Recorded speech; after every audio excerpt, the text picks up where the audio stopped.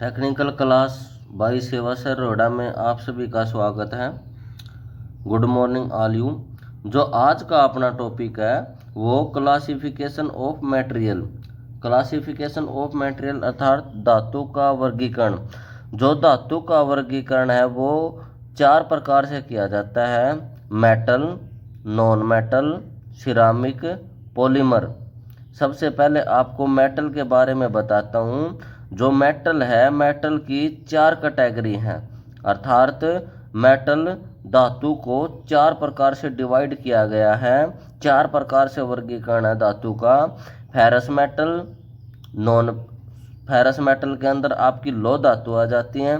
Ferrous alloy अर्थात मिश्र लौह धातु, नॉन फेरस मेटल एलो धातु, और आपका नॉन फेरस अलॉय मिश्र एलो धातु। जो आपके फेरस मेटल हैं, फेरस मेटल के अंदर जो आपका pig iron, cast iron, wrought iron, ये आपके फेरस मेटल हैं। ये प्रकृति के अंदर कच्चे अयस्क रूप में सबसे पहले पिग आयरन को प्राप्त किया जाता है और भट्ठी के द्वारा पिग आयरन को तैयार किया जाता है, जिसके अंदर 93% अर्थात 93% लोहा होता है। अर्थात जिस धातु में 93% से लेकर 99.9 तक लोहे की मात्रा होती है, वो कैटेगरी, वो धातु, वो आपकी लौह धातु के अंदर दी गई है। अर्थात फेरस धातु, फेरस मेटल में उनको डिवाइड किया गया है। फेरस अलॉय, फेरस जो आपके अलॉय हैं, जो आपके लौह धातु हैं, अर्थात कास्ट आयरन है, पिग आयरन है, रोट आयरन है, उसकी सहायता से, अर्थात उसके ऊपर, लौह धातु के ऊपर प्रोसेस करके बेसेमर विधि या ओपन अर्थ विधि, अर्थात स्टील को तैयार करने की जो विधि है, भट्ठी है, उनको प्रयोग करके जो स्टील तैयार किए गए वो आपके मिश्र लौह धातु हैं। अर्थात mild steel, medium steel, carbon steel, ये आपके मिश्र लौह धातु हैं। और भी जिस प्रकार के, जैसे क्रोमियम स्टील है, टंगस्टन स्टील है, वेनेडियम स्टील है, ये स्टील भी आपके मिश्र लौह धातु के अंदर आते हैं, क्योंकि इनके अंदर कुछ थोड़ा बहुत मैग्नेटिक अंश रहता है।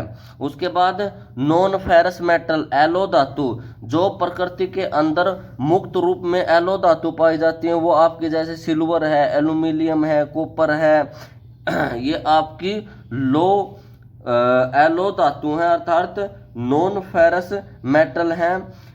इनके अंदर चुंबकीय गुण नहीं होता, इसलिए इस कैटेगरी को अलग डिवाइड किया गया है। इनके अंदर चुंबकीय गुण नहीं होता।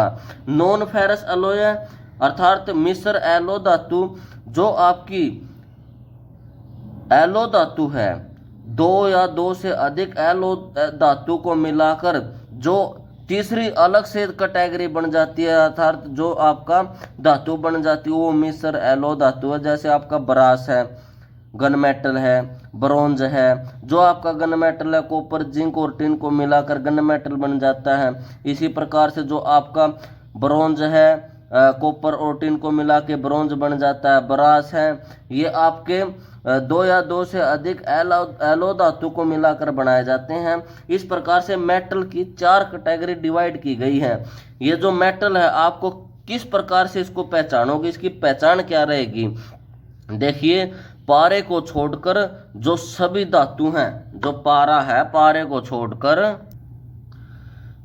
छोड़कर जो सभी धातु हैं आपकी, वो ठोस हैं। अर्थात जो धातु है वो ठोस अवस्था में मिलेगी आपको। एक सोडियम धातु है, सोडियम को धातु के अंदर बांटा गया है। जो सोडियम है वो आपकी मुलायम अवस्था में रहती है, क्योंकि ये अपने रूम टेम्परेचर पर रहती है और मुलायम अवस्था में रहती है। पारा आपका एक धातु है, पारा आपका तरल अवस्था में रहते हैं। इसको छोड़ के, अर्थात पारा तरल अवस्था में, सोडियम मुलायम अवस्था में है, इसको छोड़कर जितने भी ठोस मटेरियल मिलते हैं आपके, जिनके अंदर आपका एक प्रकार से चुंबकीय गुण भी है, वो आपकी धातु हैं। धातु को आप खींचकर तार बना सकते हैं, अर्थात उसको तार रूप में खींचा जा सकता है। यदि उसके ऊपर कोई चोट लगाते हो तो पीटकर आप चादर में परिवर्तित कर सकते हैं। धातु का अपना गलनांक बहुत अधिक होता है, बजाय आपका मिश्र लो धातु है या एलो धातु है या जो आपके मिश्र एलो धातु हैं, ये इनकी तुलना में आपका धातु का टेम्परेचर है जो गलनांक है वो ज़्यादा होता है। चोट मारने पर विशेष प्रकार की आवाज़ आएगी, अर्थात जैसे आप लोहे को चोट मारते हो टन जैसी आवाज़ आती है, एक विशेष प्रकार की आवाज़ आती है। आपस में मिलाकर मिश्रित धातु बना सकते हैं। कोई भी धातु है, यदि वो किसी धातु के अंदर मिक्स करोगे आप, अर्थात गर्म करके आपस में मिला दोगे तो कोई अलग धातु बन जाती है। ये गुण होता है धातुओं के अंदर। विद्युत और ऊष्मा की सुचालक है, अर्थात धातु अपने अंदर से विद्युत को पास कर देती है, ऊष्मा को पास कर देती है। यदि उसको ऊष्मा दी जाती है तो वो गर्म हो जाती है, उसके अंदर इलेक्ट्रिसिटी दी जाती है तो इलेक्ट्रिसिटी उसके अंदर का बहाव उसके अंदर से हो जाता है, वो आपकी सुचालक है। और ऑक्सीजन के साथ क्रिया करके ऑक्साइड बनाती हैं। जो आपकी धातु हैं, यदि उनको मुक्त अवस्था में खुले वातावरण में नमी की जगह पर छोड़ दिया जाएगा तो उसके ऊपर जंग लगेगा, वो आपकी ऑक्साइड प्रक्रिया है। यदि उसको वाटर पानी के अंदर छोड़ दिया जाएगा तो उसके ऊपर प्रोसेस रहेगा, जंग लग जाएगा, वो आपकी ऑक्साइड प्रोसेस, अर्थात ऑक्सीजन के साथ क्रिया करके ऑक्साइड बनाते हैं। और इनके ऊपर फोर्जिंग वेल्डिंग प्रक्रिया कर सकते हैं। जो धातु है उसके ऊपर फोर्जिंग वेल्डिंग प्रक्रिया हम कर सकते हैं। इस प्रकार से धातुओं की पहचान की जाती है। अब धातु के अंदर गुण भी मिलते हैं। धातु के अंदर कौन कौन से गुण मिलते हैं? धातु के अंदर अपने भौतिक गुण मिलते हैं, रासायनिक गुण मिलते हैं और यांत्रिक गुण मिलते हैं। इनके बारे में आपको अलग से डिटेल से बताया जाएगा। भौतिक गुण कौन से होते हैं, रासायनिक गुण कौन से होते हैं और यांत्रिक गुण कौन से होते हैं। क्योंकि इस वीडियो में जो अपना उद्देश्य है वो मेटल के बारे में बताना, नॉन मेटल के बारे में बताना, सिरामिक के बारे में बताना और पॉलीमर के बारे में बताना। अर्थात धातु का वर्गीकरण की जो 4 कैटेगरी हैं इनका क्लासिफिकेशन देना ही अपना उद्देश्य है। ये जो बताया आपको, मेटल के बारे में बताया, धातु के बारे में बताया, धातु को 4 कैटेगरी के अंदर बांटा है ये बताया। वो 4 कैटेगरी थी आपकी फेरस मेटल अर्थात लो धातु, और आपकी मिश्र लो धातु, एलो धातु और मिश्र एलो धातु, इसके बारे में बताया। उसके बाद आपको नॉन मेटल के बारे में बताता हूँ। नॉन मेटल कैटेगरी के अंदर क्या होता है।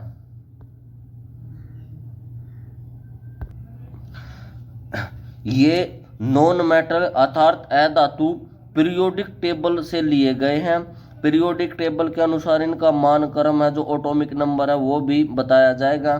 जो आपके नॉन मेटल हैं, अधातु है, हाइड्रोजन आपका अधातु है, carbon, nitrogen, oxygen, neon, radon, iodine, bromine, neon, argon, krypton, sulphur, phosphorus, chlorine, ये आपके नॉन मेटल हैं अर्थात अधातु हैं। जैसा पीरियोडिक टेबल के अंदर दिया है आप उसमें भी देख सकते हो।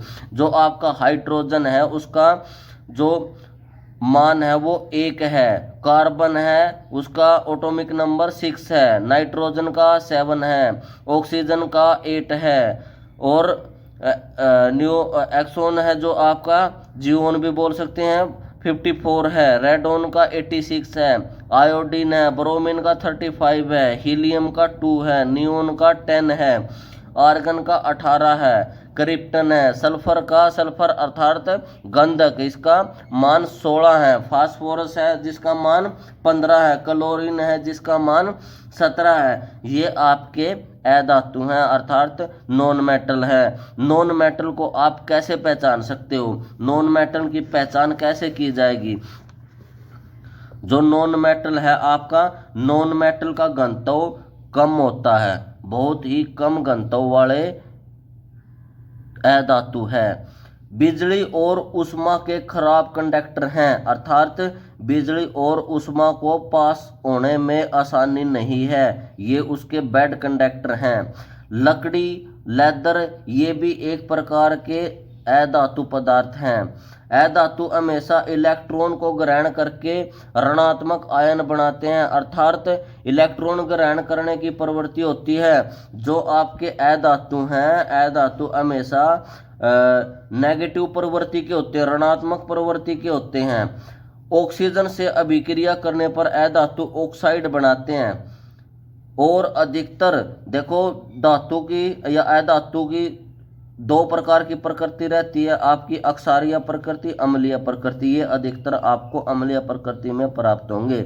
ये आपके नॉन मेटल हैं। यहाँ आपको नॉन मेटल के बारे में बताया और इसकी पहचान बताई कि नॉन मेटल कौन कौन से होते हैं। ये आपके नॉन मेटल, ये आपके नॉन मेटल थे।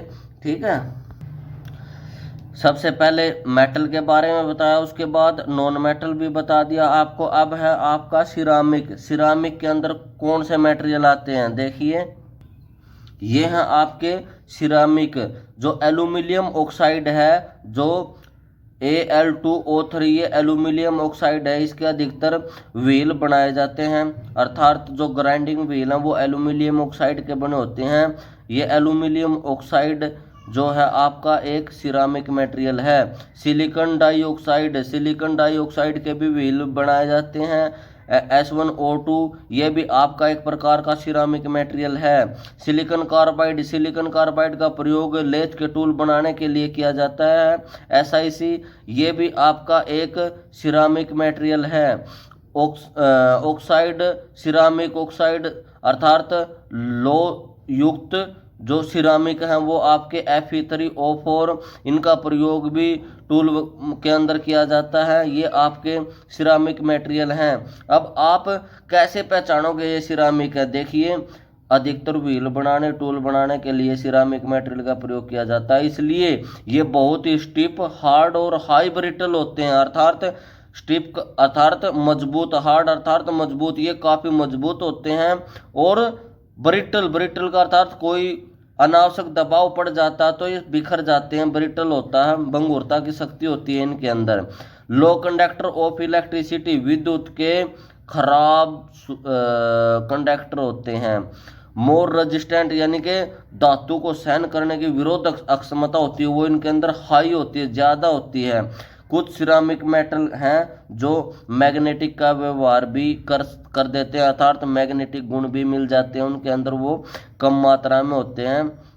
अधिकतर जो सिरामिक मटेरियल है वो आपके सर्फ ग्राइंडर व्हील बनाने के लिए प्रयोग किए जाते हैं, टूल बनाने के लिए प्रयोग किए जाते हैं, क्योंकि इनके हार्डनेस है जो अधिक होती है, इसीलिए इनका प्रयोग किया जाता है। ये आपके सिरामिक मटेरियल थे। अब आपका बचता है मेटल के बारे में बताया, नॉन मेटल बताया, सिरामिक बता दिया आपको। अब आपकी कैटेगरी बचती है पॉलीमर। पॉलीमर अर्थात अकॉर्डिंग टू निमी इसको बहुलक बोला जाता है। पॉलीमर के अंदर कौन कौन से मेटल आते हैं वो बताता हूँ। ये देखिए पॉलीमर, जो आपका पीवीसी है, जो घरों के अंदर पीवीसी प्रयोग की जाती है, अर्थात पाइप प्रयोग की जाती है, पीवीसी आपका एक बहुलक है। नायलॉन आपका एक बहुलक है। पॉलीथीन आपका एक बहुलक है। प्लास्टिक, प्लास्टिक के जितने भी आइटम हैं वो सभी आपके बहुलक हैं, पॉलीमर हैं। रबर, रबर की कैटेगरी जितनी भी रबर की कैटेगरी होती है वो आपके पॉलीमर हैं।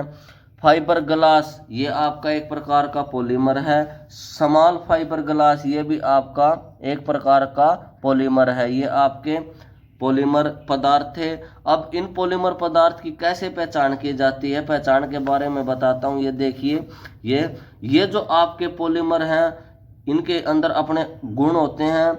ये ऑर्गेनिक कंपाउंड हैं, ये जो आपके हैं ऑर्गेनिक कंपाउंड हैं, अर्थात ये प्रकृति के अंदर ऑर्गेनिक रूप में मिलते हैं।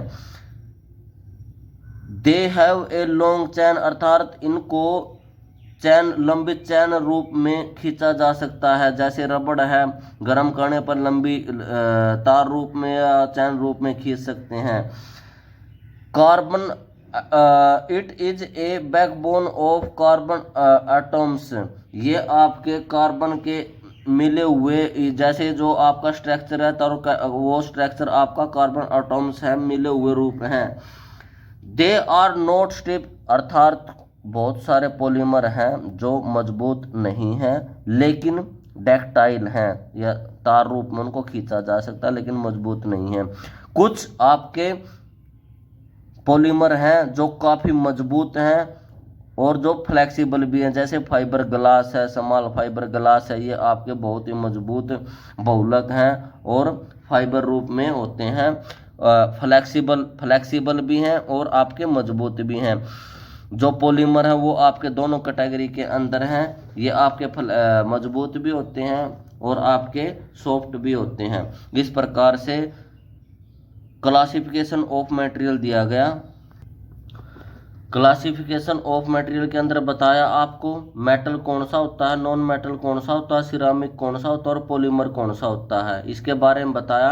जो इससे अगला आपका टॉपिक रहेगा वो ओनली मेटल पर आधारित रहेगा। उसके बारे में बताया जाएगा कि उसके भौतिक गुण कौन से होते हैं, रासायनिक गुण कौन से होते हैं, यांत्रिक गुण कौन से होते हैं। इस वीडियो का जो अपना उद्देश्य था वो क्लासिफिकेशन ऑफ मटेरियल अर्थात धातु का वर्गीकरण और उसकी पहचान, जैसे मेटल के बारे में बताया आपको, उसके गुण प्रॉपर्टी बताई, नॉन मेटल के बताया आपको, सिरामिक बताया और पॉलीमर बताया, यही बताना उद्देश्य था।